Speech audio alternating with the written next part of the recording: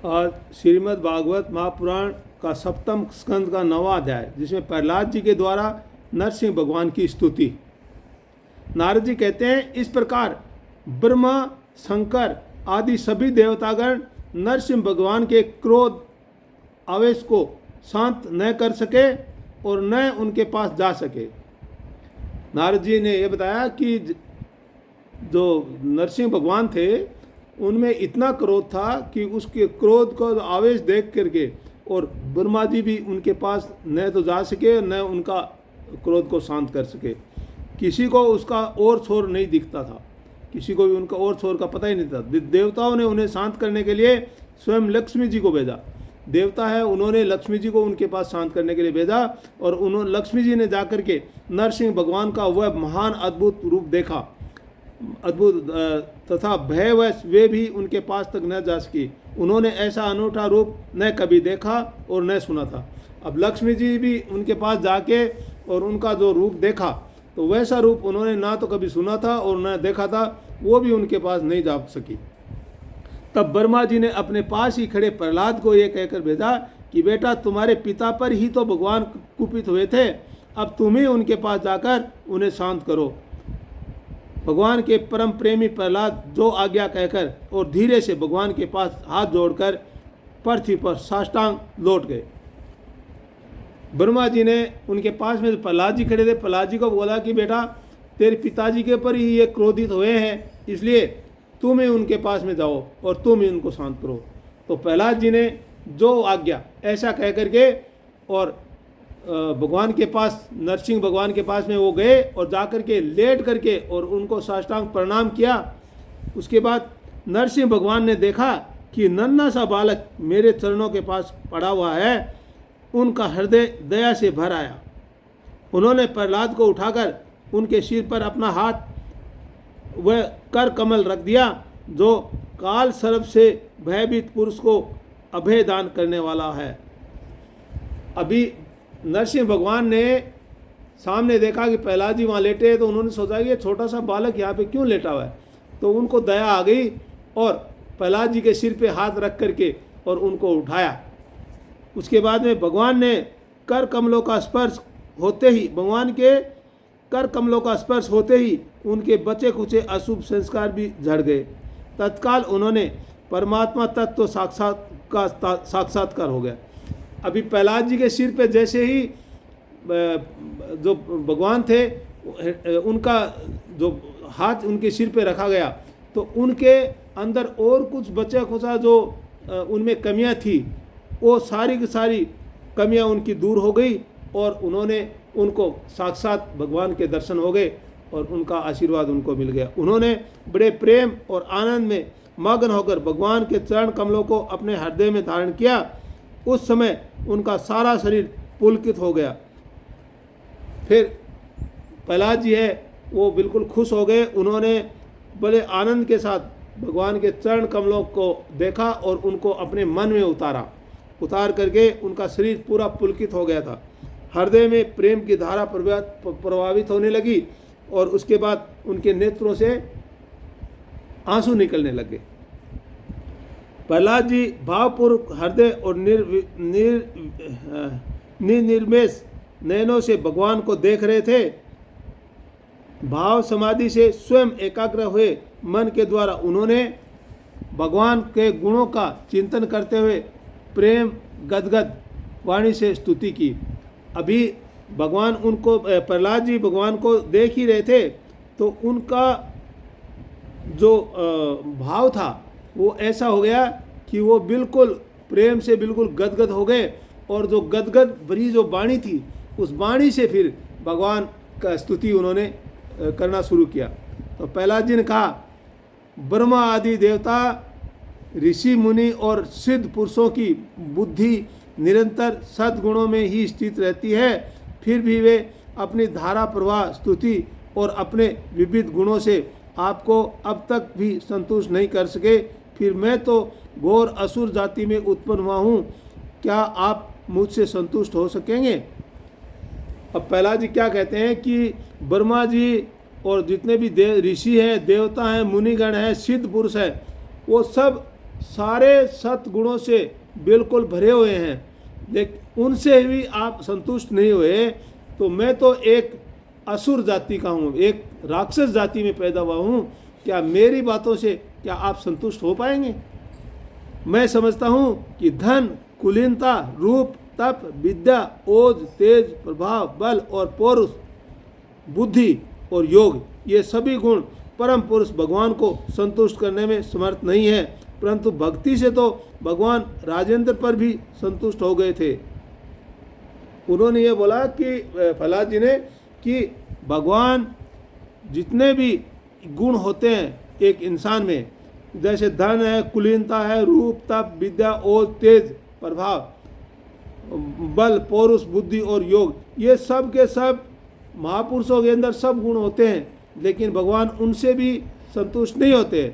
तो भगवान तो भक्ति के बल पे, भक्ति जो है उसमें इतनी ताकत है कि उन्होंने गजेंद्र पर भी संतुष्ट हो गए थे, भगवान गजेंद्र पर भी संतुष्ट हो गए थे। मेरी समझ से इन 12 गुणों से युक्त ब्राह्मण भी यदि भगवान कमलनाथ के चरण कमलों से विमुख हो तो उससे वह चांडाल श्रेष्ठ है। जो ऊपर गुण बताए थे, इन गुणों से अगर दूर ब्राह्मण भी है, अगर उस ब्राह्मण में भी ये गुण नहीं है तो वो एक चांडाल से कम नहीं है, ब्राह्मण भी, इतना उन्होंने बताया। चांडाल है वो भी उस ब्राह्मण से श्रेष्ठ है, जिसने अपने मन, वचन, कर्म, धन और प्राण भगवान के चरणों में समर्पित कर रखे हैं। क्योंकि वह चांडाल जो ब्राह्मण है उसके लिए बोला है कि उन्होंने, ब्राह्मण ने अपना मन, वचन, कर्म, धन और प्राण सब भगवान के चरणों में रख रखा है। लेकिन वो ऊपर जो बताए थे गुण, वो गुण अगर उसमें नहीं है, क्योंकि वो चांडाल तो अपने कुल तक को पवित्र कर देता है, और बड़प्पन का अभिमान रखने वाला ब्राह्मण अपने को भी पवित्र नहीं कर सकता।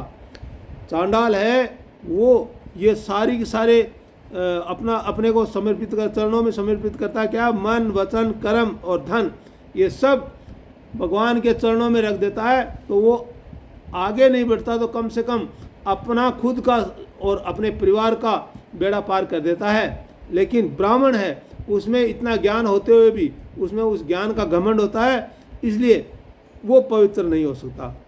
सर्वशक्तिमान प्रभु अपने स्वरूप के साक्षात्कार से ही परिपूर्ण है। उन्हें अपने लिए क्षुद्र पुरुषों से पूजा ग्रहण करने की आवश्यकता नहीं है। वे करुणावश भी भोले भक्तों के हित के लिए उनके द्वारा की गई पूजा स्वीकार कर लेते हैं। अभी छोटे जो आदमी हैं उनसे उनको कोई वो उम्मीद नहीं रखते हैं, और वो तो अपना उनके मन की बात है, मन से भी वो संतुष्ट हो जाते हैं, और उनकी छोटी सी पूजा की हुई है वो छोटे आदमियों के द्वारा, वो छोटी पूजा से भी वो और खुश हो जाते हैं। जैसे अपने मुख का सौंदर्य दर्पण में दिखने वाले प्रतिबिंब को भी सुंदर बना देता है, वैसे ही भक्त भगवान के प्रति जो जो सम्मान प्रकट करता है वह उसे ही प्राप्त होता है। जैसे दर्पण के अंदर हम देखते हैं चेहरा, तो वो चेहरा हमारे स्वरूप को अच्छा बना देता है या दिखा देता है, उसी प्रकार से भगवान है वो भी छोटे आदमियों के लिए, भक्त जो है वो भगवान के प्रति जो अपना सम्मान प्रकट करता है वह उससे वापस उसी को प्राप्त हो जाता है। जैसे चेहरे को अपन देखते हैं शीशे में, तो चेहरा अपना चेहरा है, वो चेहरा हम देखते हैं, वापस देख करके हम खुश होते हैं। वैसे ही भगवान को जो सम्मान आप दोगे उसी सम्मान से भगवान आपको वापस देंगे और आप उससे वापस सम्मानित होंगे। इसलिए हमेशा अयोग्य और अनअधिकारी होने पर भी मैं बिना किसी शंका के अपनी बुद्धि के अनुसार सब प्रकार के भगवान की महिमा का वर्णन कर रहा हूँ।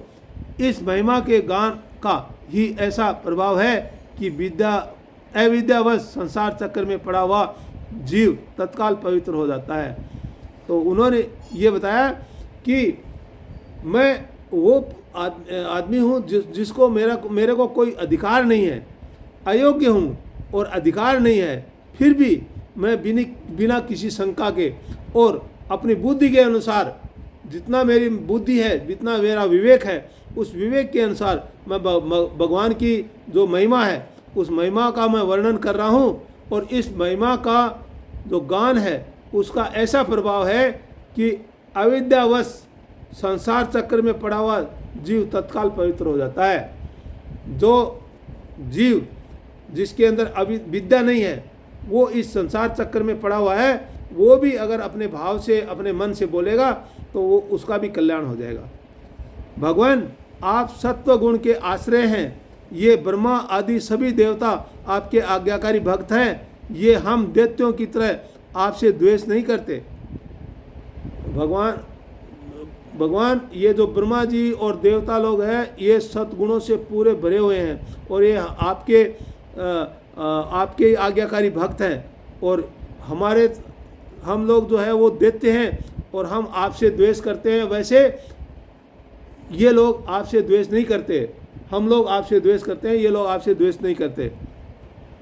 आप बड़े बड़े सुंदर सुंदर अवतार ग्रहण करके इस जगत के कल्याण एवं अभ्युदय के लिए तथा उसे आत्मा आनंद की प्राप्ति कराने के लिए अनेकों प्रकार की लीलाएं करते हैं। प्रहलाद जी बोलते हैं कि आप इस संसार में अलग अलग रूप में अवतार लेकर के और आप और दूसरों की आत्मा है उनको उद्धार करने के लिए आप ये लीलाएं करते हैं, अनेक प्रकार की लीलाएं करते हैं उन जीव का उद्धार करने के लिए। जिस असुर को मारने के लिए आपने क्रोध किया था वह मारा जा चुका, अब आप अपना क्रोध शांत कीजिए। जिस असुर को यानी हिरण्याकश्यप को तो आपने मारना था, वो तो मर गया है, अब आप अपने क्रोध को शांत करिए। ऐसे प्रहलाद जी और नरसिंह भगवान को और बोल रहे हैं। जैसे बिच्छू और सांप की मृत्यु से सज्जन भी सुखी होते हैं, वैसे ही इस दैत्य के संहार से सभी लोगों को बड़ा सुख मिला है। जैसे बिच्छू और सांप काटने के बाद में वो बिच्छू सांप को मार दिया जाए तो सबके मन में शांति पड़ती है, वैसे ही इस राज्य में जितने भी जीव प्राणी हैं वो सब के सब इस दैत्य के मर जाने के बाद, हिरण्याकश्यप के मर जाने के बाद में सब के सब खुश हैं महाराज। अब सब आपके शांत स्वरूप के दर्शन की बाट दो रहे हैं। आपका जो शांत स्वरूप है उसको देखने के लिए सब आतुर हैं, आप शांत होइए। नरसिंह देव भय से मुक्त होने के लिए भक्तजन आपके इस स्वरूप का स्मरण करेंगे। आप शांत हो जाओगे तो आपका जो स्वरूप है उसको हमेशा याद रखेंगे, उसका स्मरण करेंगे तो परमात्मा आपका मुख बड़ा भयावना है, आपकी जीभ लपा रही है, आंखें सूर्य के समान हैं, भौहें चढ़ी हुई है, बड़ी पैनी दाढ़ें हैं, आंखों की माला खून से लथपथ, गर्दन के बाल बर्छे की तरह सीधे खड़े, कान और दिग्गजों को और भी भयभीत कर देने वाले, सिंहनाद एवं शत्रुओं को फाड़ डालने वाले आपके इन नखों को देखकर मैं तनिक भी भयभीत नहीं हुआ हूँ। दीनबंधु, मैं भयभीत हूँ तो केवल इस असह्य और उग्र संसार चक्र में पिसने से। मैं अपने कर्म पासों से बंधकर इन भयंकर जंतुओं के बीच में डाल दिया गया हूँ। मेरे स्वामी, आप प्रसन्न होकर मुझे कब अपने उन चरण कमलों में बुलाएंगे। प्रहलाद जी ने बोला कि आपने ये जो भयानक रूप बना रखा है, इस भयानक रूप में आपके नाखून, आपके गले में जो माला है उसको खून से लथपथ है वो, और आपकी आंखें सूर्य के समान, और भी जो भी आपने विकराल रूप बना रखा है, मुझे आपके इस विकराल रूप से बिल्कुल भी भय नहीं है, मैं बिल्कुल भी डरावा नहीं हूँ। मुझे तो डर लग रहा है कि आपने इस दुष्ट संसार के अंदर मेरे को डाल दिया है, तो मैं आपके चरण कमलों में कब आऊँगा, आप मुझ पर कब दया करेंगे, मैं उसकी प्रतीक्षा करूँगा। आप मुझे कब बुलाएंगे, इस दुख से, इस कष्ट से मुझे कब निवारण करेंगे। ऐसा प्रहलाद जी ने बोला। जो समस्त जीवों की एकमात्र शरण और मोक्ष स्वरूप है, अंत में जिन जिन योनियों में गया उन सभी योनियों में प्रिय के वियोग और अप्रिय के संयोग से होने वाले शोक की आग में झुलसता रहा। अब दुखों को मिटाने की जो दवा है वह भी दुख रूप ही है। मैं न जाने कब से अपने से अतिरिक्त वस्तुओं की आत्मा समझकर इधर उधर भटक रहा हूँ। अब आप ऐसा साधन बतलाइए जिससे कि आपकी सेवा भक्ति प्राप्त कर सकूं। प्रहलाद जी कहते हैं कि मैं कितनी प्रकार की योनियों में पड़ा हूँ, कितनी प्रकार की योनियों में प्रेम और चीज़ों को हासिल करने के लिए, और मैं अपने आप में दुखी रहा हूँ और मैंने कितने दुख झेले हैं। उन दुख सारे जो दुख हैं उन दुखों को के अंदर मैं भटकता रहा हूँ। तो ऐसा कोई आप साधन बतलाइए जिससे मैं इन सारे दुखों से और दूर होकर के और आपकी सेवा भक्ति प्राप्त कर सकूं। ऐसा मुझे कोई साधन बताइए। प्रभु आप हमारे प्रिय हैं, अहेतुक हितैषी सुहृद है। आप ही वास्तव में सबके परम आराध्य हैं। मैं ब्रह्मा जी के द्वारा गाई हुई आपकी लीला कथाओं का गान करता हुआ बड़ी सुगमता से राग आदि प्राकृत गुणों से मुक्त होकर इस संसार की कठिनाइयों को पार कर जाऊंगा, क्योंकि आपके चरण युगलों में रहने वाले भक्त परमहंस महात्माओं का संग तो मुझे मिलता ही रहेगा। भगवान नरसिंह, इस लोक में दुखी जीवों का दुख मिटाने के लिए जो उपाय माना जाता है वह आपकी अपेक्षा करने पर एक क्षण के लिए ही होता है। उन्होंने बोला कि मैं जितने भी ब्रह्मा जी और देवता हैं इनके संग में तो मैं रह चुका हूँ, इनके साथ मैंने देख लिया है, इनके साथ में रह करके इनकी लीला कथाएं हैं वो गा करके और सुन करके, और सारा का सारा प्रकृति की सुगमता है, उसमें जितने भी राग द्वेष सब कुछ है उन गुणों से सबसे मुक्त होकर के, और मैं महात्मा से के संग तो मिलता ही रहूँगा कि, लेकिन हे भगवान लोक में दुखी जीवों का दुख मिटाने के लिए जो उपाय माना जाता है उस उपाय की मैं अपेक्षा करता हूँ, और वो उपाय एक क्षण भर के लिए ही मिलता है, लेकिन मुझे उस क्षण भर के लिए ही हो जाए तो ही बड़ी बात है। यहाँ तक कि माँ बाप बालक की रक्षा नहीं कर सकते, औषधि रोग नहीं मिटा सकती, और समुद्र में डूबते हुए को नौका नहीं बचा सकती। उन्होंने बताया कि जो माँ बाप है वो अपने बच्चे की रक्षा नहीं कर सकते, औषधि दवाई है वो भी उस दवाई का इलाज नहीं कर सकती, और नाव है वो समुद्र में डूबने से भी नहीं बचा सकती। तो सत्व गुणों के कारण भिन्न भिन्न स्वभाव के जितने भी ब्राह्मण आदि श्रेष्ठ और काल आदि कनिष्ठ करता है उनको प्रेरित करने वाले आप ही हैं। बोले जितने भी ब्रह्मा आदि श्रेष्ठ और काल जो कनिष्ठ है उन सब को प्रेरित करने के लिए आप ही हैं, आपके अलावा और कोई नहीं है। वे आपकी प्रेरणा से ही जिस आधार में स्थित होकर जिस निमित्त से जिन मिट्टी आदि उपकरणों से जिस समय जिन साधनों के द्वारा जिन अदृष्ट आदि की सहायता से जिन प्रयोजन के उद्देश्य से जिस विधि से जो कुछ उत्पन्न करते हैं या रूपांतरित करते हैं वे सब और वह सब आपका ही स्वरूप है। उन्होंने बोला कि इस जीवन में जितने भी काम होते हैं, जो बनता है, जो बिगड़ता है, जिसका जो साधन है बनाने का, वो सारे के सारे आपके द्वारा ही हैं, आप ही हैं, सब कुछ आपका ही वो स्वरूप है। ऐसा प्रहलाद जी ने उनके सामने बोला। पुरुष की अनुमति से काल के द्वारा गुणों में क्षोभ होने पर माया मन प्रधान लिंग शरीर का निर्माण करती है। यह लिंग शरीर बलवान कर्म में एवं अनेक नाम रूपों में आसक्त छंदों में है। यही अविद्या के द्वारा कल्पित मन 10 इंद्रिय और 5 तन्मात्रा इन 16 विकार रूप आरोपों से युक्त संसार चक्र है। जन्म रहित प्रभु आपसे भिन्न रहकर ऐसा कौन पुरुष है जो इस मन रूप संसार चक्र को पार कर जाए। उन्होंने ये बताया कि जो मनुष्य है वो तो जो चीज़ बनाता है वो क्या बनाता है, वो पुरुष की अनुमति से काल के द्वारा उसके जो गुण है वो गुण से क्या होता है, उत्पत्ति होती है, बच्चा पैदा होगा और वो बलवान बन जाएगा और फिर वो आगे बच्चे पैदा करना शुरू कर देगा। तो ये चीज़ें ये तो कल्पित चीज़ें हैं, ये तो बनने वाली और बिगड़ने वाली चीज़ें हैं। और इसके अंदर 10 इंद्रियां हैं, एक मन है और 5 तन मात्रा है। ये 16 चीज़ मिल करके और जो शरीर बनता है और उसका संचालन होता है, वो चीज़ तो इस संसार में है, लेकिन इस संसार चक्र को पार करने का कौन सा उपाय है, वो आप मुझे बताइए, वो मुझे कब मिलेगा।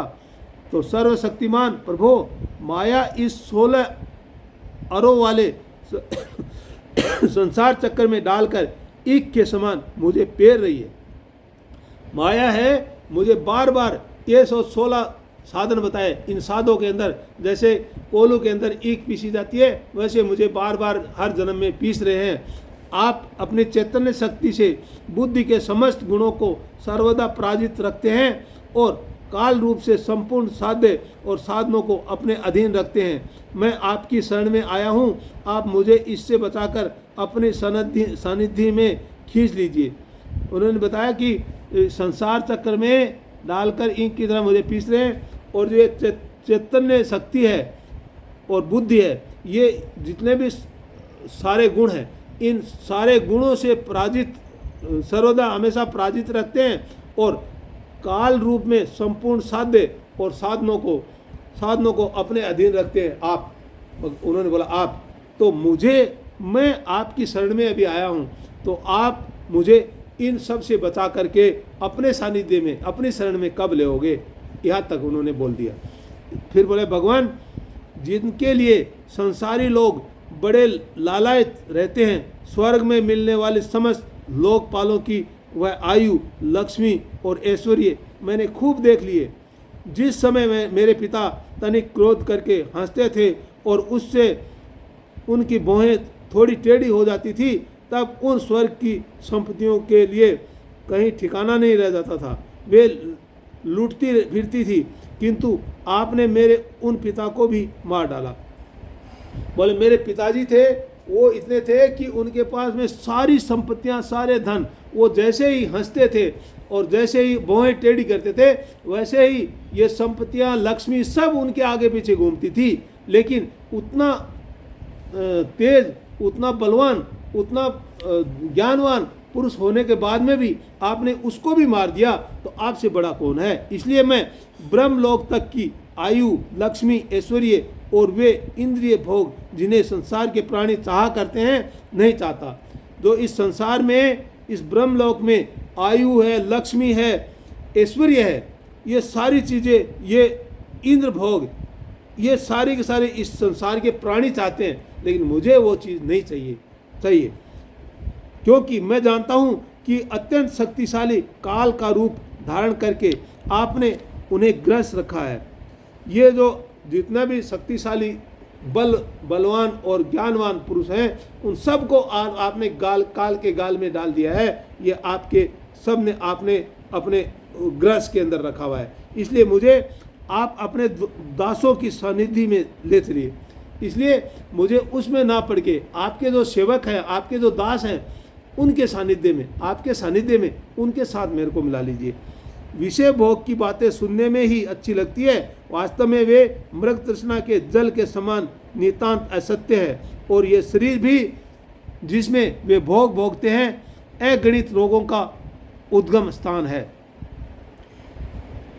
जो विषय भोग है वो एक मृग तृष्णा बताया। मृग तृष्णा का जो जल है वो क्या होता है कि रोड के ऊपर धूप के अंदर आप चलोगे तो आपको दूर पानी की लहर जैसी नज़र आएगी, तो ऐसा लग रहा है कि वहाँ पे पानी पड़ा है, लेकिन आप उसके नज़दीक जाओगे तो वहाँ पे आपको कुछ नहीं लगेगा। ऐसे ही हिरण है, हिरण क्या करता है, रोड पे जब चलता है तो दूर उसको धूप की जो पानी के कारण और पानी की जैसी लहर नज़र आती है, और वो दौड़ करके वहाँ जाता है और वहाँ पे जाता है तो उसको वो जल नहीं मिलता। तो उस जो अवस्था है, उस स्थिति है, उसको बोलते हैं मृग तृष्णा। और मृग तृष्णा का जल है, उससे वो बिल्कुल झूठ है।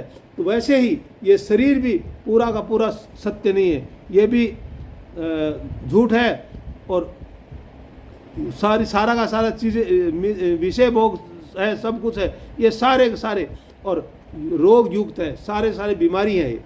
तो इन दोनों की क्षण भंगुरता और असारता जानकर भी मनुष्य इससे विरक्त नहीं होता। ये सारी चीज़ जान करके भी मनुष्य उससे दूर नहीं होना चाहता है।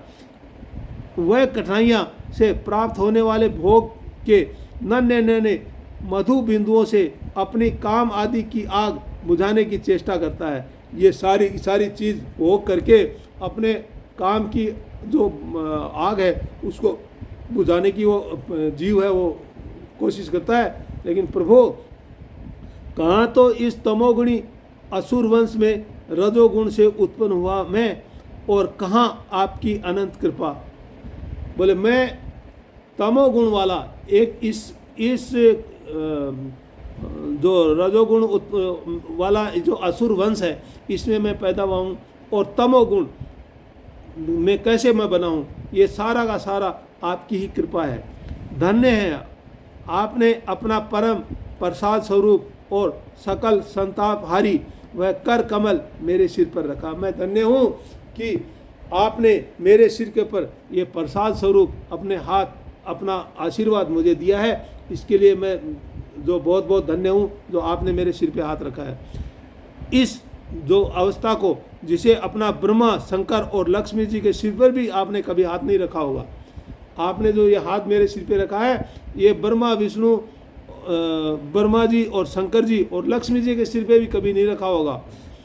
दूसरे संसारी जीवों के समान आप में छोटे बड़े का भेदभाव नहीं है, क्योंकि आप सबके आत्मा और एक कारण प्रेमी है। आप किसी के अंदर भेदभाव नहीं रखते और आप सबको अपना प्रेमी समझते हैं, सबके ऊपर आप कृपा करते हैं। फिर भी कल्प वृक्ष के समान आपका कृपा प्रसाद भी सेवन भजन से ही प्राप्त होता है। कि कल्प वृक्ष के समान है आपका जो प्रसाद है वो हर एक को नहीं मिलता है, ये भी सेवा भाव से ही मिलेगा। जो आप में भाव रखेगा और सेवा में लीन रहेगा वो ही इस प्रसाद को हासिल कर सकता है। सेवा के अनुसार ही जीवों पर आपकी कृपा का उदय होता है। सेवा जैसी सेवा होगी उससे के अनुसार आपकी कृपा उदय होगी, उसके ऊपर वैसी रहेगी। उसमें जातिगत उच्चता या नीचता का कारण नहीं है, उसमें कोई छोटा बड़ा जातिवाद का कोई भेदभाव नहीं है। ये सारी सारी खुद की मेहनत, खुद की भाव और खुद का भक्ति, ये दोनों चीज़ें काम आती है। उसमें जाति का कोई ऊंचा नीचा का कोई भेदभाव नहीं है।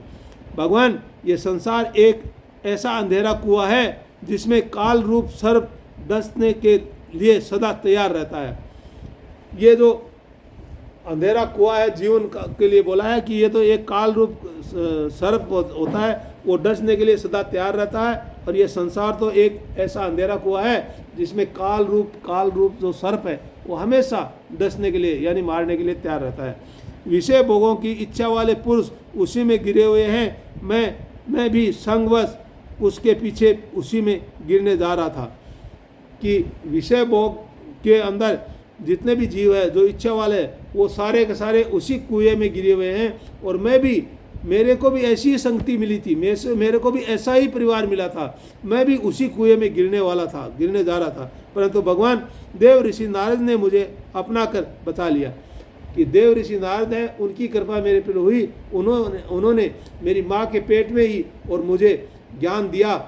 मैं जब गर्भ में था तभी मैंने वो माता को ज्ञान दे रहे थे तो मैं वो ज्ञान सुना था, उससे मेरा उद्धार हुआ। तो उनकी, नारद जी की कृपा मेरे पे हुई, उन्होंने मुझे बचा लिया। तब भला मैं आपके भक्तजनों की सेवा कैसे छोड़ सकता हूँ। जब उनकी कृपा हुई तो मैं आपके जो भक्त है उनकी सेवा को मैं कैसे छोड़ सकता हूँ।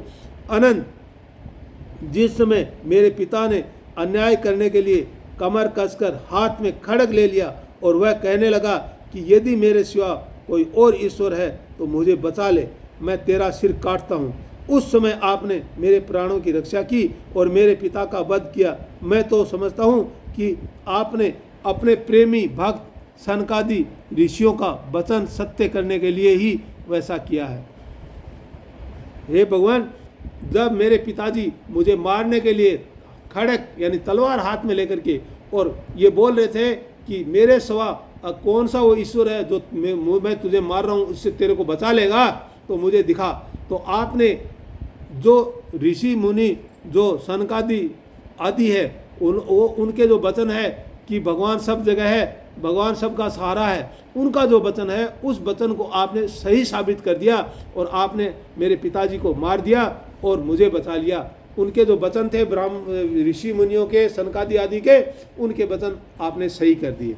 भगवान, ये संपूर्ण जगत एकमात्र आप ही हैं, क्योंकि इसके आदि में आप ही कारण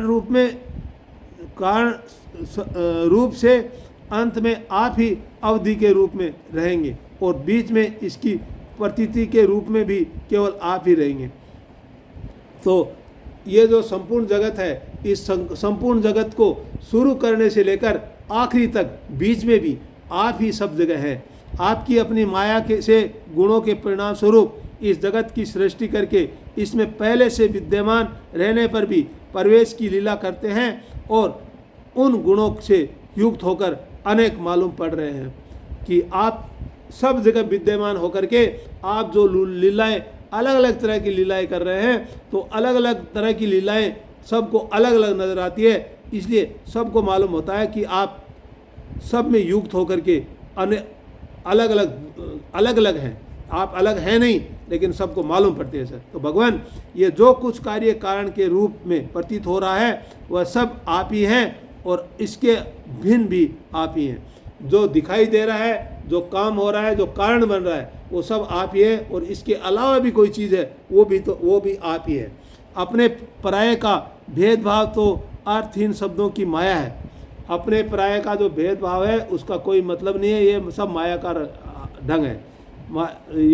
ये अर्थहीन शब्दों की माया है, क्योंकि जिससे जिसका जन्म, स्थिति, लय और प्रकाश होता है वह उसका स्वरूप ही होता है। जैसे बीज और वृक्ष कारण और कार्य की दृष्टि से भिन्न भिन्न है, तो भी गंध तन मात्र की दृष्टि से दोनों एक ही है। उन्होंने ये बताया कि जन्म की स्थिति और लय और प्रकाश होता है उसका, लेकिन उनका सबका एक ही स्वरूप बताया। उन्होंने उदाहरण दिया कि जैसे एक बीज है और एक पेड़ है। दिखने में पेड़ अलग नज़र आता है और बीज अलग नज़र आता है, लेकिन है दोनों एक ही। उसी बीज से वो पेड़ बनता है। अगर उनकी खुशबू देखी जाए तो दोनों की एक ही खुशबू नज़र आएगी। भगवान, आप इस संपूर्ण विश्व को स्वयं ही अपने में समेटकर आत्म सुख का अनुभव करते हुए निष्क्रिय होकर प्रलयकालीन जल में शयन करते हैं।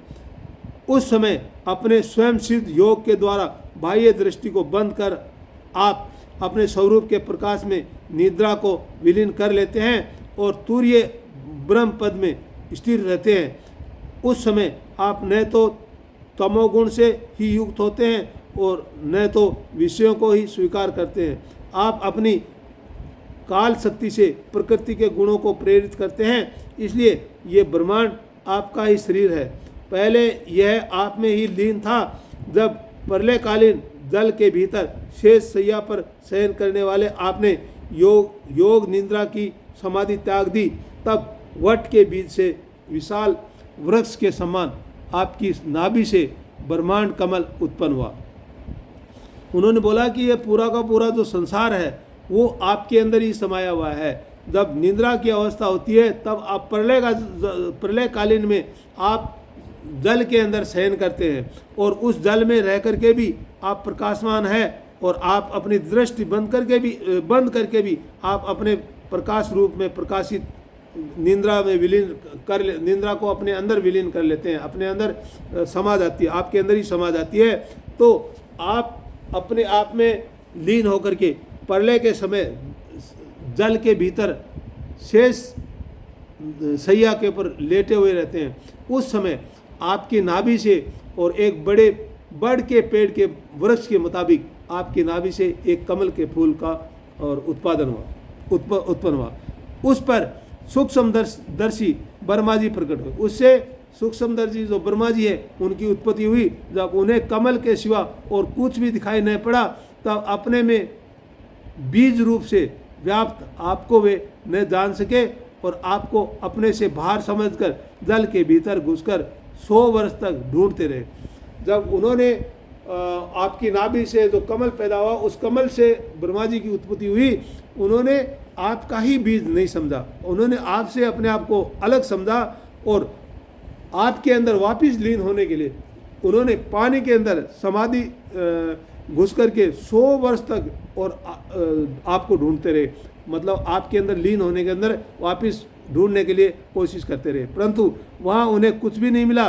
ये ठीक ही है, क्योंकि अंकुर उग आने पर उसमें व्याप्त बीज को कोई भार अलग कैसे देख सकता है। जब बीज से पेड़ पैदा हो जाता है, अंकुरित हो जाता है, तो उसके बाद में वो बीज दोबारा नजर नहीं आता। तो ब्रह्मा को बड़ा आश्चर्य हुआ, वे हार कर कमल पर बैठ गए। ब्रह्मा जी ने सारी चीज़ खोजने की कोशिश की, लेकिन वो हार करके वापस और कमल के फूल पे बैठ गए। बहुत समय बीतने पर तीव्र तपस्या करने से जब उनका हृदय शुद्ध हो गया, तब उन्हें भूत, इंद्रिय और अंतःकरण स्वरूप अपने शरीर में ही ओतप्रोत रूप से स्थिति आपके सूक्ष्म रूप का साक्षात्कार हुआ। ठीक वैसे ही जैसे पृथ्वी में व्याप्त उसकी अति सूक्ष्म तन्मात्र गंध का होता है। जब वो आपको ढूंढते ढूंढते बिल्कुल तंग आ गए, थक गए, और फिर उनका जो अंतःकरण है वो बिल्कुल शांत हो गया, उस समय आपका एक सूक्ष्म रूप में आपका साक्षात्कार उनको हुआ। और ठीक वैसे ही कैसे, जैसे पृथ्वी के अंदर व्याप्त उसकी अति सूक्ष्म और तन्मात्र गंध का होता है। जैसे बीज जो है वो पृथ्वी के अंदर समाहित होता है, जो उस समय उसकी जो गंध होती है, उसमें से जो अंकुरित पेड़ है वो भी जैसे उसकी अंदर जो सुगंध आती है, वही सुगंध उन्होंने आपके अंदर या उस कमल के अंदर और खुद के अंदर महसूस किया, तब उनको मालूम हुआ। और विराट पुरुष सहस्रों मुख, चरण, सिर, हाथ, जंघा, नासिका, मुख, कान, नेत्र, आभूषण और आयुधों से संपन्न था। जब आपका जो स्वरूप उनको दिखाई दिया, तो वो एक विराट पुरुष के रूप में दिखाई दिया, जिसके अंदर मुख, हजारों मुख थे, हजारों चरण थे, हजारों सिर, हाथ, जंघा, नासिका, मुख, कान, नेत्र और आभूषण और आयुधों से संपन्न थे। मतलब हथियार आप सबके हाथों में, और कुछ अलग अलग प्रकार के हथियार थे, ऐसा दिखाई दिया उनको। और 14 लोग उनके विभिन्न अंगों के रूप में शोभायमान थे। जो 14 लोग थे वो पूरे शरीर के अंदर जगह जगह पे वो शोभायमान थे। और भगवान की एक लीलामयी मूर्ति थी, वो एक भगवान के रूप में, एक मूर्ति के रूप में थी। उसे देखकर ब्रह्मा जी को बड़ा आनंद हुआ। रजोगुण और तमोगुण मधु और केटभ नाम से 2 बड़े बलवान दैत्य थे। मधु और केटभ नाम के 2 बड़े बलवान जो दैत्य थे, जब वे वेदों को चुराकर ले गए, तब आपने हयग्रीव अवतार ग्रहण किया और उन दोनों को मारकर सत्व गुण रूप श्रुतियां ब्रह्मा जी को लौटा दी।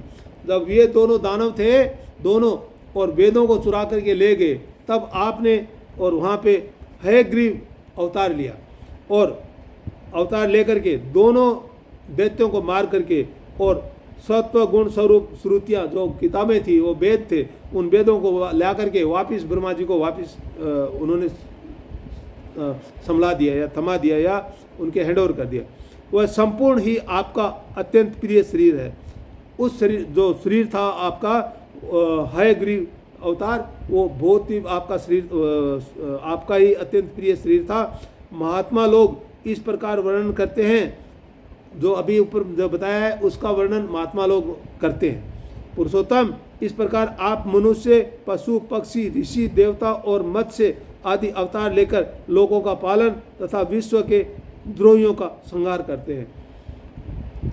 पुरुषोत्तम वो बोलते हैं कि पुरुषोत्तम, आपने इस संसार में आकर के और मनुष्य, पशु और पक्षी और ऋषि, देवता आदि इनकी रक्षा के लिए तरह तरह के आपने अवतार धारण किए, और वो अवतार धारण करके सबका आप पूरे लोक का आपने पालन किया, और जितने भी द्रोही थे, जितने भी दोषी थे, जितने भी गलत काम करने वाले थे, उनका आपने संहार किया।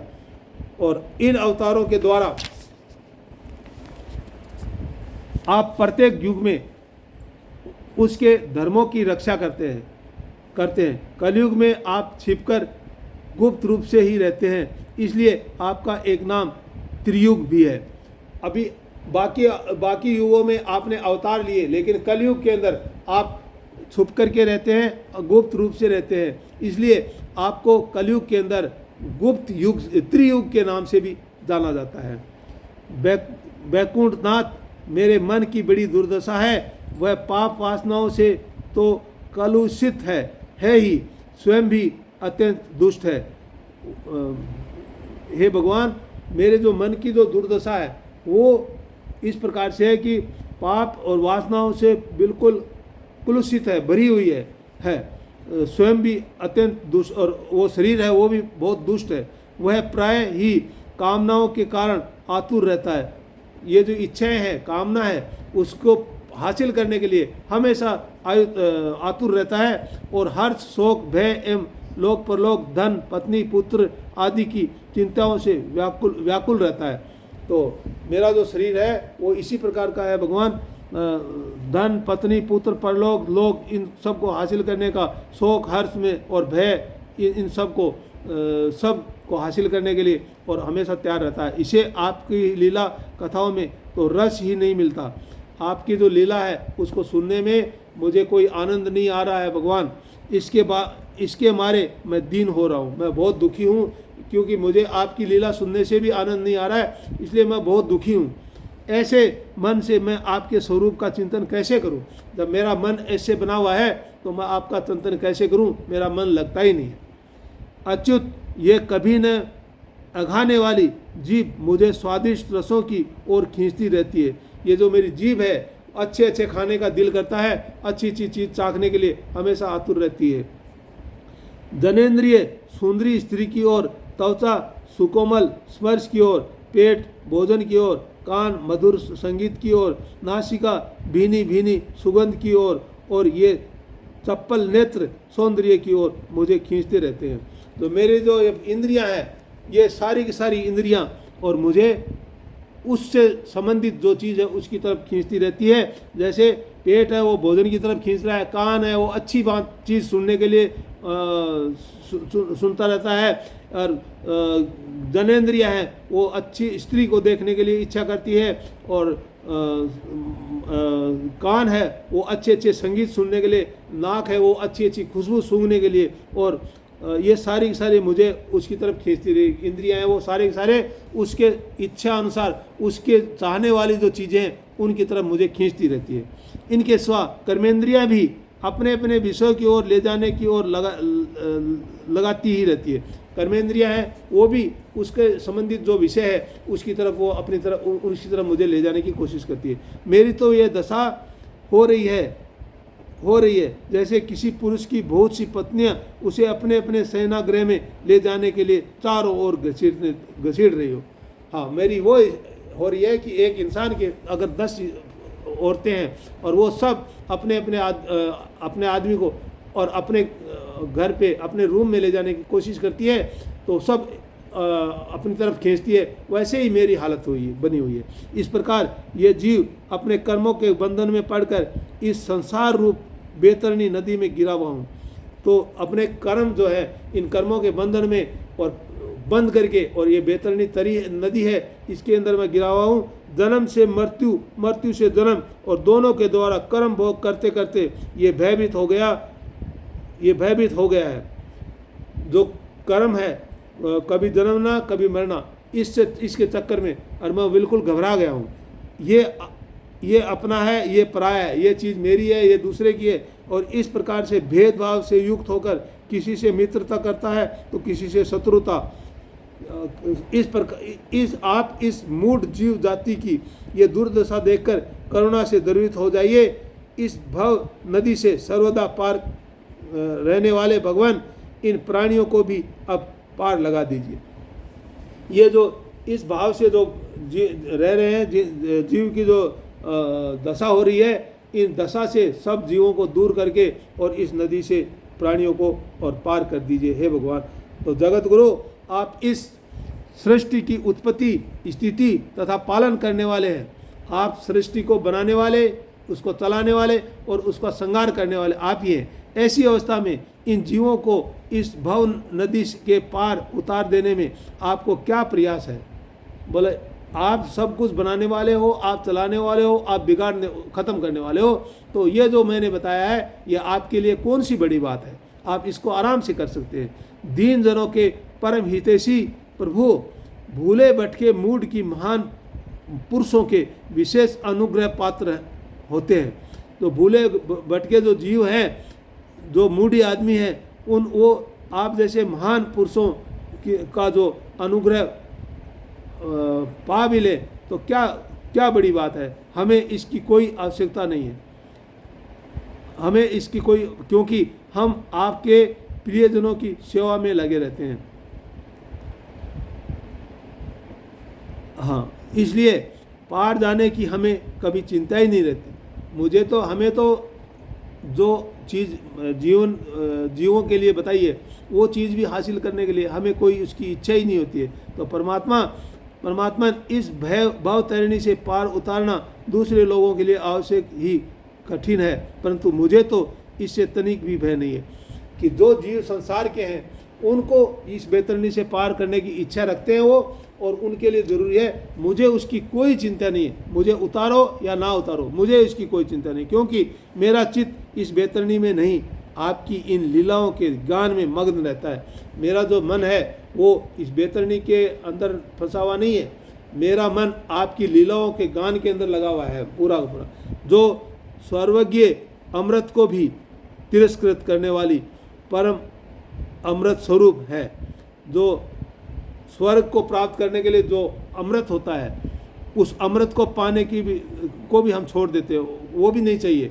और हमारे लिए तो परम अमृत स्वरूप आपका स्वरूप है, वही परम अमृत है। मैं उन मूढ़ प्राणियों के लिए शोक कर रहा हूँ जो आपके गुणगान से विमुख रहकर इंद्रियों के विषयों का माया में झूठा सुख प्राप्त करने के लिए अपने सिर पर सारे संसार का भार ढोते रहते हैं। मुझे तो उन आदमियों को देख करके चिंता होती है या उनको देख करके दुखी होता हूँ कि जो आपके गुणगान से विमुख हैं, आपका गुणगान जो नहीं कर रहे हैं और इंद्रियों के विषय के अंदर फंस करके और ये झूठा माया में झूठा सुख है उसको हासिल करने के लिए और लगे रहते हैं, पूरे संसार का बोझ अपने सिर पे लिए घूमते रहते हैं, ढोते रहते हैं। मुझे उनकी चिंता है। मेरे स्वामी बड़े बड़े ऋषि मुनि तो प्राय अपनी मुक्ति के लिए निर्जन वन में जाकर मौन व्रत धारण कर लेते हैं। बड़े बड़े जो स्वामी हैं, जो महात्मा लोग हैं, वे तो जंगल में जा कर के और जहाँ पे जीव जंतु नहीं है वहाँ जा कर के और मौन व्रत धारण कर लेते हैं। वे दूसरों की भलाई के लिए कोई विशेष प्रयत्न नहीं करते। वो अपने लिए तो वन में जा कर के और मुंह बंद करके बैठ जाते हैं, लेकिन उनको दूसरे प्राणियों को उतारने की कोई चिंता नहीं रहती, उनके बारे में वो कोई कोशिश नहीं करती। परंतु मेरी दशा तो दूसरी ही हो रही है। मैं इन भूले हुए असहाय गरीबों को छोड़कर अकेला मुक्त होना नहीं चाहता। बोलते हैं कि मेरी दशा उन सन्यासियों की तरह नहीं है जो जंगल में जाकर के चुपचाप अपने मतलब के लिए बैठ जाते हैं, दूसरों की भलाई नहीं करते। मेरी दशा वैसी नहीं है, मेरी दशा उसके विपरीत है।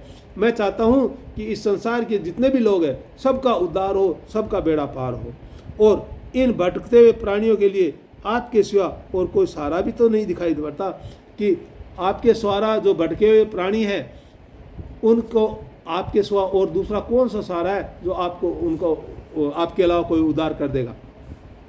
घर में फंसे हुए लोगों को जो मैथुन आदि का सुख मिलता है वह अत्यंत तुच्छ एवं दुख रूप ही है।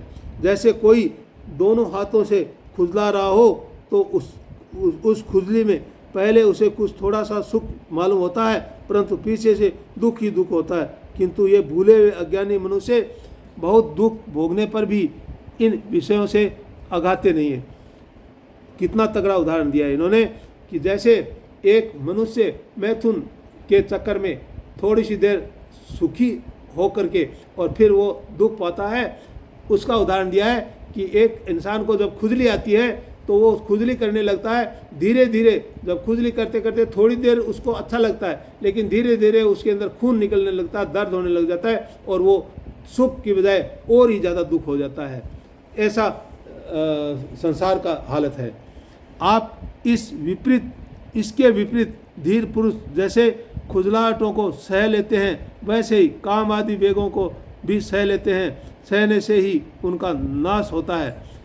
जो लोग उस खुजली को खुजलाहट करके दुख को के कारण और दुख होता है उसको सहन कर लेते हैं, और भोगों को भोगने के बाद में जो दुख होता है उसको सहन कर लेते हैं, ऐसे ही उनका नाश होता है, उनका शरीर का नाश हो जाता है। तो पुरुषोत्तम मोक्ष के 10 साधन प्रसिद्ध हैं। मौन, ब्रह्मचर्य, शास्त्र श्रवण, तपस्या, स्वाध्याय, स्वधर्म पालन, युक्ति से शास्त्रों की व्याख्या, एकांत सेवन, जप और समाधि। जो सुख के जो साधन बताए हैं, मोक्ष के जो साधन बताए हैं, ये 10 साधन बताए हैं, जिसमें सारा मैंने बता दिया। मौन, ब्रह्मचर्य, शास्त्र श्रवण, शास्त्रों की व्याख्या, एकांत सेवन, जप और समाधि, ये 10 जो साधन है वो मोक्ष के साधन है। परंतु जिनकी इंद्रिय वश में नहीं है, उनके लिए सब जीविका के साधन व्यापार मात्र रह जाते हैं। जिनके इंद्रिय वश में नहीं है, तो उनके लिए तो ये जो सारे के सारे साधन है एक व्यापार का साधन है, कमाने का एक साधन है। इसके सारे वो अपनी कमाई करते हैं, खुद उसमें लीन नहीं होते, अपने पर उतारते नहीं उनको। और दम्भियों के लिए तो जब तक उनकी पोल खुलती नहीं तभी तक ये जीवन निर्वाह के साधन रहते हैं, और भंडाफोड़ हो जाने पर वह भी नहीं। ये जितने भी साधन है, इन साधनों का उपयोग करके जो अपना व्यापार बना के रखते हैं, जब तक उनका भंडाफोड़ नहीं होता तब तक उनका वो काम चलता रहता है। जब भंडाफोड़ हो जाता है तो उससे भी वो चले जाते हैं। वेदों ने बीज और अंकुर के समान आपके 2 रूप बताए हैं। वेद जो है उन्होंने आपके 2 रूप बताए हैं, एक तो बीज बताया है और एक अंकुर। बीज से जो निकलने वाला पौधा होता है उसको अंकुर बोलते हैं, तो वो अंकुर। ये 2 रूप आपके बताए हैं, कार्य और कारण। इसमें कार्य और कारण, कार्य होता है वो कारण के द्वारा ही होता है, बिना कारण के द्वारा कार्य नहीं होता। वास्तव में आप प्राकृत रूप से रहित हैं, आप प्रकृति के तौर पे आप रहित हैं, उससे मिले हुए हैं। हाँ, परंतु इन कार्यों और कारण रूपों को छोड़कर आपके ज्ञान का कोई साधन भी नहीं है। जो ये 2 चीज़ बताइए, अंकुर और बीज और कार्य और कारण, इसके 2 रूप हैं, इनके अलावा और कोई साधन नहीं होता। तो काष्ठ मंथन के द्वारा जिस प्रकार अग्नि प्रकट की जाती है, उसी प्रकार योगीजन भक्ति योग की साधना से आपको कार्य और कारण दोनों में ही ढूंढ निकालते हैं। जैसे लकड़ी को रगड़ने से उसमें से आग निकलती है, वैसे ही जो योगी लोग हैं वो भक्ति योग शक्ति से या भक्ति योग के साधन से और आपको ढूंढ लेते हैं। क्योंकि वास्तव में ये दोनों आपसे पृथक नहीं है, क्योंकि ये दोनों चीज़ आपसे पृथक नहीं है। वो लकड़ी के अंदर ही आग है और योग के अंदर ही आप हैं, योग भक्ति है उसके अंदर ही आप है। तो ये दोनों चीज़ें अलग नहीं है, आपके स्वरूप ही हैं, ये दोनों आपके ही स्वरूप है। अनंत प्रभो, वायु, अग्नि, पृथ्वी, आकाश, जल, 5 तन्मात्राएं, प्राण, इंद्रिय, मन, चित्त, अहंकार, संपूर्ण जगत एवं सगुण और निर्गुण, सब कुछ केवल आप ही हैं। जो जितने भी ये 5 गुण बताए, ये 5 गुण और जितना भी चित्त, अहंकार, संपूर्ण जगत के जितने भी चीज़ है, ये सारे के सारे आप ही हैं, आपके अंदर ही हैं, या आप इनके अंदर सबके अंदर समाहित हैं। और तो क्या, मन और वाणी के द्वारा जो कुछ निरूपण किया गया है वह आपसे पृथक नहीं है। जो आप जबान से बाहर निकालते हैं चीज़ और जिसका निरूपण होता है वो सब के सब आपके अंदर ही है, आप खुद उसी में हैं। समग्र कीर्ति के आश्रय भगवान, ये सत्व आदि गुण और इन गुणों के परिणाम महतत्व आदि देवता, मनुष्य एवं मन आदि कोई भी आपका स्वरूप जानने में समर्थ नहीं है। तो जितने भी ये गुण है, सतगुण है या उसका परिणाम है, महतत्व है, देवता, मनुष्य, ये आपके जो गुण हैं उनको, आपका जो स्वरूप है उसको जानने में कोई भी समर्थ नहीं है, क्योंकि ये सब आदि अंत वाले हैं। मतलब ये सारे के सारे आदि अंत वाले हैं, क्योंकि ये आए हैं तो जाएंगे, टिकने वाला कोई नहीं है, आदि अंत वाले हैं। आप अनादि एवं अनंत हैं, आपका कोई ना तो शुरुआत है और ना आपका कोई अंत है। ऐसा विचार करके ज्ञानी जन शब्दों की माया से उपरत हो जाते हैं। परम पूज्य, आपकी सेवा के 6 अंग हैं: नमस्कार, स्तुति, समस्त कर्मों का समर्पण, सेवा, पूजा, कर्म, चरण कमलों का चिंतन और लीला कथा का श्रवण। ये जो 6 चीज़ बताई है, इस सडंग सेवा के बिना आपके चरण कमलों की भक्ति कैसे प्राप्त हो सकती है। ये जो 6 साधन बताए हैं, इन साधनों के अलावा आपकी भक्ति कैसे हो सकती है और भक्ति के बिना आपकी प्राप्ति कैसे होगी। जब भक्ति इनके अलावा भक्ति नहीं है, भक्ति के अलावा आपकी प्राप्ति नहीं हो सकती, तो प्रभु आप तो अपने परम प्रिय भक्तजनों के परम हंसों के ही सर्वस्व है। तो आपके जो परम भक्त हैं उन्हीं के सब कुछ है। नारद जी कहते हैं, इस प्रकार भक्त प्रहलाद ने बड़े प्रेम से प्रकृति और प्राकृत गुणों से रहित भगवान के स्वरूपभूत गुणों का वर्णन किया। इसके बाद वे भगवान के चरणों में सिर झुकाकर चुप हो गए। नरसिंह भगवान का क्रोध शांत हो गया और वे बड़े प्रेम तथा प्रसन्नता से बोले। अभी नारद जी बता रहे हैं कि प्रहलाद जी नरसिंह भगवान के चरणों में जाकर के इतनी उन्होंने स्तुति की तो नरसिंह भगवान है वो शांत हो गए और प्रसन्न होकर के नरसिंह भगवान ने प्रसन्न होकर के फिर उन्होंने बोला। अभी नरसिंह भगवान बोलते हैं, परम कल्याण स्वरूप प्रहलाद तुम्हारा कल्याण हो, दैत्य श्रेष्ठ मैं तुम पर अत्यंत प्रसन्न हूँ। भगवान ने प्रहलाद जी को बोला, परम कल्याण स्वरूप प्रहलाद तुम्हारा कल्याण हो, और दैत्य श्रेष्ठ मतलब राक्षसों में श्रेष्ठ, दैत्य श्रेष्ठ मैं तुम पर बहुत खुश हूँ, अत्यंत खुश हूँ। तुम्हारी जो अभिलाषा हो मुझसे मांगो, तुम्हारी क्या इच्छा है कुछ भी तुम मांगो। मैं जीवों की इच्छाओं को पूर्ण करने वाला हूँ। मैं जीवों की जो जितनी भी इच्छा है उन सबको मैं पूरा करता हूँ। और आयुष्मान जो मुझे प्रसन्न नहीं कर लेता उसे मेरा दर्शन मिलना बहुत ही कठिन है। जो मुझे राजी नहीं कर लेता, मुझे प्रसन्न नहीं कर लेता, उसका मेरा दर्शन होना बहुत मुश्किल है। परंतु जब मेरे दर्शन हो जाते हैं तब फिर प्राणी के हृदय में किसी प्रकार की जलन नहीं रह जाती। जब मेरे दर्शन जब हो जाते हैं तो उस प्राणी के मन में किसी प्रकार की जलन नहीं रहती, वो बिल्कुल संतुष्ट हो जाता है। मैं समस्त मनोरथों को पूर्ण करने वाला हूँ, सबकी मन की इच्छा को पूर्ति करने वाला हूँ मैं। इसलिए सभी कल्याण कामी परम भाग्यवान साधुजन जितेंद्रिय होकर अपने समस्त वृत्तियों से मुझे प्रसन्न करने का ही प्रयत्न करते हैं। मैं सब कुछ देने वाला हूँ, इसलिए जितने भी कल्याण कामी परम भाग्यवान साधुजन जितेंद्रिय जो भी हैं वो मुझे हमेशा राजी करने की कोशिश करते रहते हैं, इसीलिए करते हैं वो। तो असुर कुल भूषण प्रहलाद जी भगवान के अनन्य प्रेमी थे, इसलिए बड़े बड़े लोगों के प्रलोभन में डालने वाले वरों के द्वारा प्रलोभित किए जाने पर भी उन्होंने उनकी इच्छा नहीं की। अभी असुर का कुलभूषण, असुर कुलभूषण मतलब राक्षसों के कुल के एक गहने कहा है प्रहलाद जी को। प्रहलाद जी ने भगवान के अनन्य प्रेमी थे, वो भगवान के अंदर ही प्रेम रखते थे, इसलिए बड़े बड़े लोगों को प्रलोभन में डालने वाले वरों के द्वारा प्रलोभित किए जाने पर बड़े बड़े लोग हैं, उन्होंने उनको बहुत लोभ दिया, बहुत लालच दिया, लेकिन वो किसी के लोभ में आए नहीं। तो आज का अध्याय यहीं पे समाप्त होता है। आज मैंने कोशिश किया है इसकी पाठ को पढ़ करके और उसका जितना मेरे समझ में आया वैसा अपने विवेक से बताने की मैंने कोशिश किया है। अगर इसको सुनने में पढ़ने में टाइम तो लगेगा, लेकिन आप अगर इसको ध्यान से सुनेंगे तो आपके सब कुछ समझ में आ जाएगा।